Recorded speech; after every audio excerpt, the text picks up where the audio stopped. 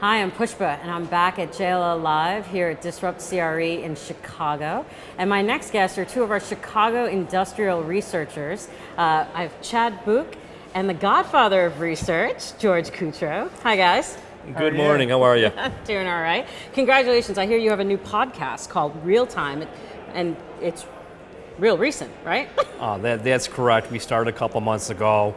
Our goal is to put one out a month. Yeah, or maybe more. And try to be topical on what's going on in the market. We've also had a couple of guys come in and we did interviews with them on specific deals that we were a part of and got into the nuts and bolts of it. And what's unique about this is it's all Chicago based. Yeah. Which there's really not a lot of them that are just localized, which is cool for us because we get to push our name out and push JLL's name out as the specialist in Chicago. And more importantly, bring it down to a level that people can say, well, this is how it impacts me, right? Exactly. I mean, even here at Disrupt CRE, where we're talking about what are all the technologies affecting our industry, it's still hard to know what matters to me, like, so what, right? Yeah. So it sounds like you're specializing not only in industrial, but industrial here locally. Oh, that's correct. Right? Very much a niche market, but we expand and kind of cover the broader Midwest with some of our teammates, kind of work around the country doing national business, but really dedicated to the tri-state Chicago billion square foot market. Billion square foot market. That's big. what he said, billion square feet. And that's just Chicago, the Chicago area. Wow. You know, you roll in the Midwest and you're at almost a billion, almost 2 billion square feet. That's amazing. And I heard some of your podcasts, by the way. I like the music at the beginning and a little jazzed up. I like it. Tell me, what are some of those trends that you talk about? What are a couple of those that you're seeing that are noteworthy? Well, the first one we talked about was on cold storage. We did a big project for a client, and we had some great empirical data that we could then speak about and just go grassroots, hit on all the basic points that, like you mentioned earlier, people want to hear, and not just give that 30,000 square foot overview of what's going on, but really get in the nuts and bolts of it. And it was really neat. Then we interviewed, was it Michael? Had Mike Connor, kind of one of the. And who's Mike Connor? He's one of our younger junior brokers, but has been making a good name for himself. He was the lead broker on the deal, and he was real candid about it. We had some fun with it. He gave us a good kind of insight into how the deal materialized and kind of what the client was really driving and looking for. And this deal is a cold storage deal, so it fell perfectly in with what we were talking about. Yeah, how about it? What was this client? Chiquita Banana. So you could tell there were a couple of puns in there. Yes. Well, I did hear the beginning of it. Baby, it's cold outside. And We're trying to keep it fun. Yeah.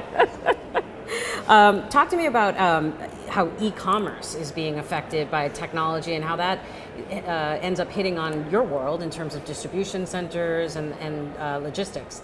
Sure. Well, it's definitely been a large driver of space absorption in the market and construction on a build-to-suit basis. And almost every developer thinks that one of these large companies is going to take their entire building and do a long-term lease. And then investors with older product in the city think another company is going to take their small spaces kind of closer to downtown for last mile home delivery. So all nice and easy, packaged up. Exactly. Yeah. Well, it's amazing. What's the reality? But over the past 3 years, those firms have absorbed over 6 million square feet of space in Chicago alone.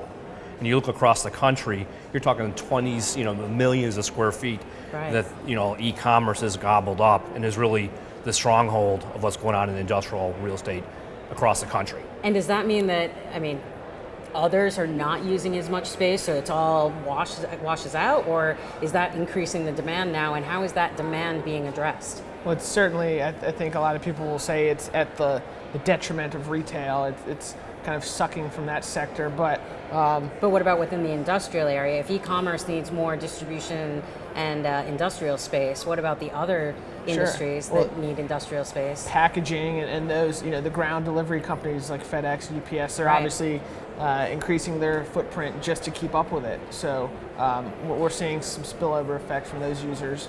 So if technology is causing more people to need more industrial space, right, you must be running out of it.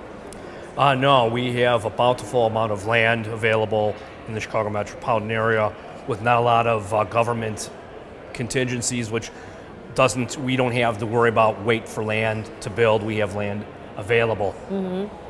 And are people just going ahead and doing spec construction then? Lots of spec. Yeah. A lot of it. A lot of it.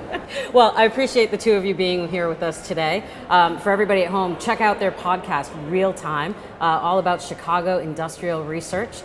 We've got a quick video for you, and then we'll be right back.